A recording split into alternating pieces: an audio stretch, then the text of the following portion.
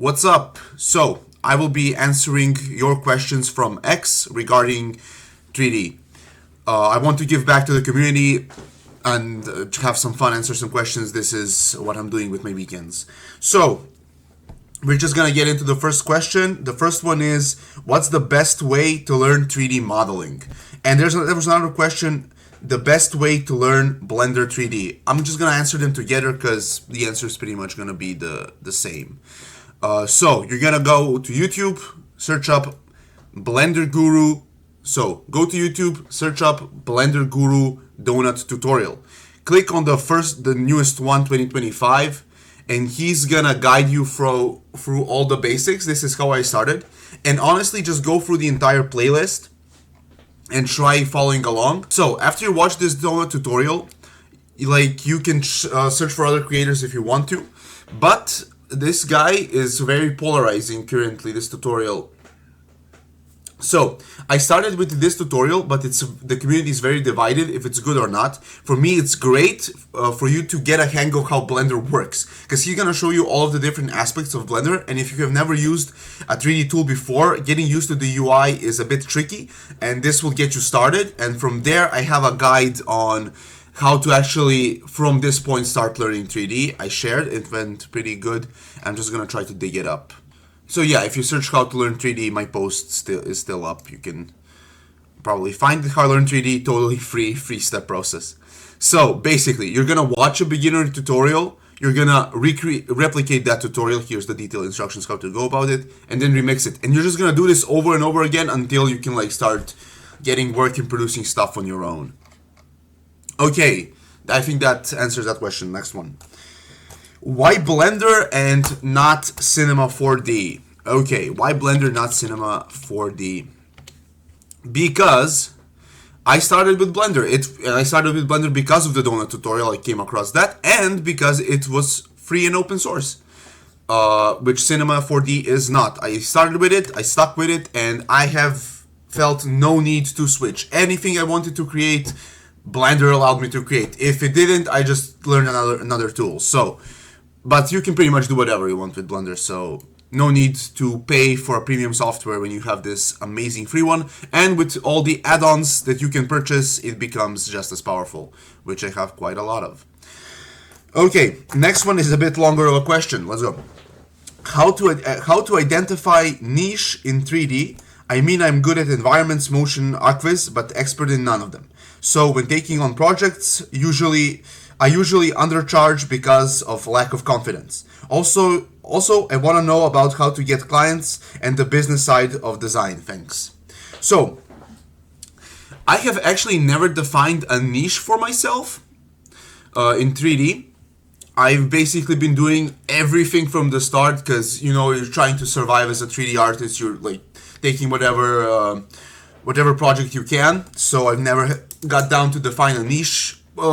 Recently, most of my projects have been gaming related and in that nice esports aesthetic. So I think that's gonna be the niche I end up in when I do niche down, but you can change those. How to get in a niche? How do you niche down? Well, I'll tell you how I would do it. So I would definitely pick up something that I'm very, very interested in, something that's not gonna get boring to me.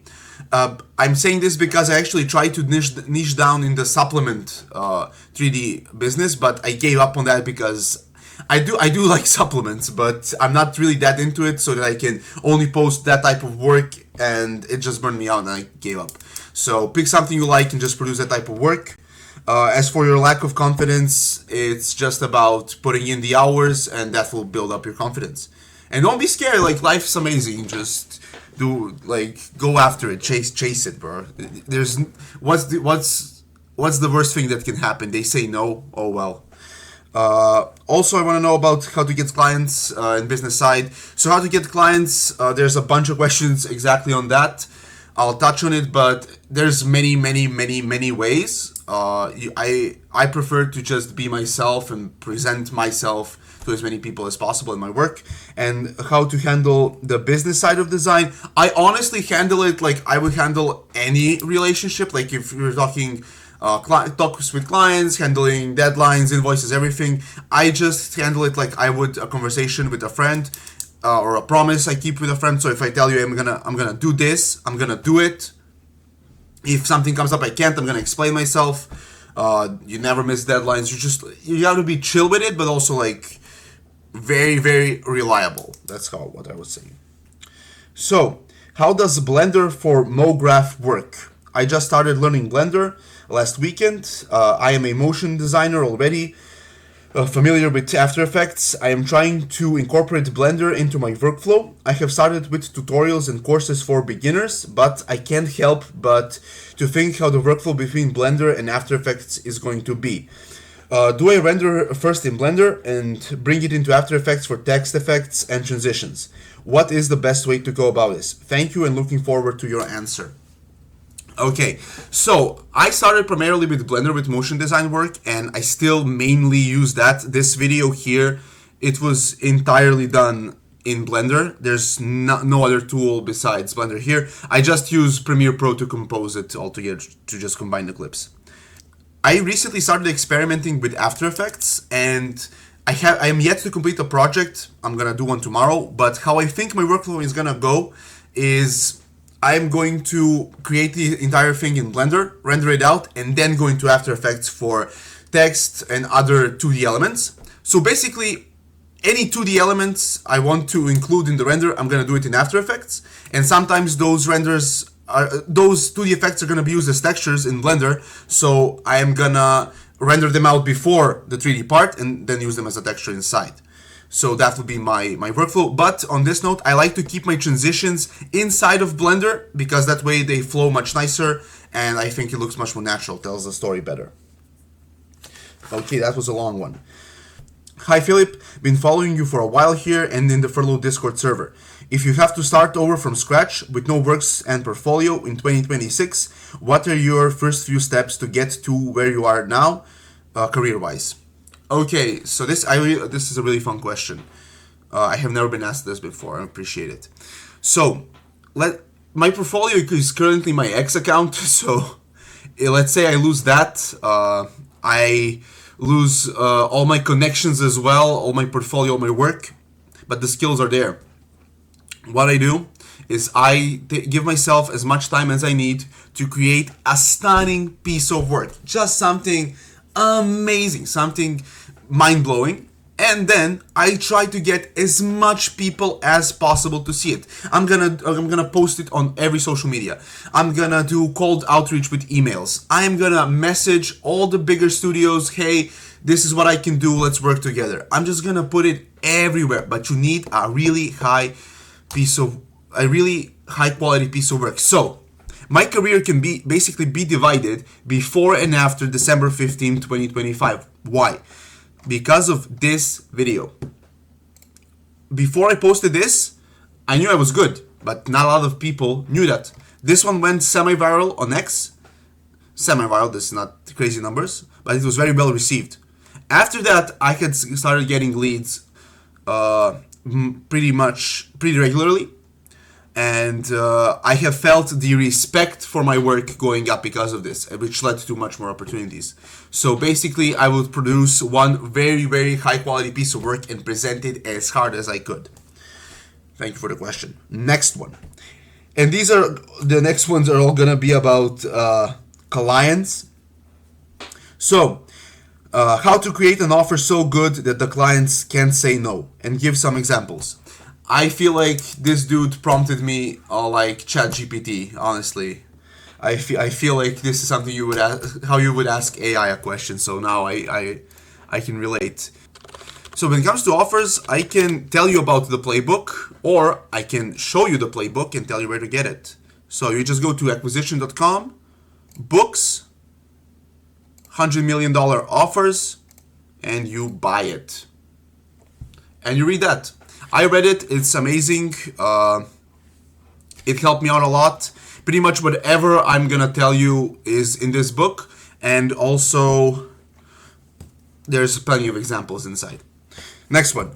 How does one get clients as a 3D artist, and how does AI affect you? So recently, how I've been getting clients most of last year has been through X, but there's plenty of ways to get clients.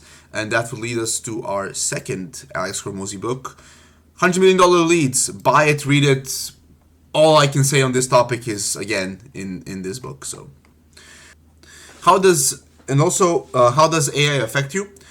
Well, currently I don't feel like it's affecting me at all. I don't think there's any model for animations that is not shit, so I don't feel threatened by them.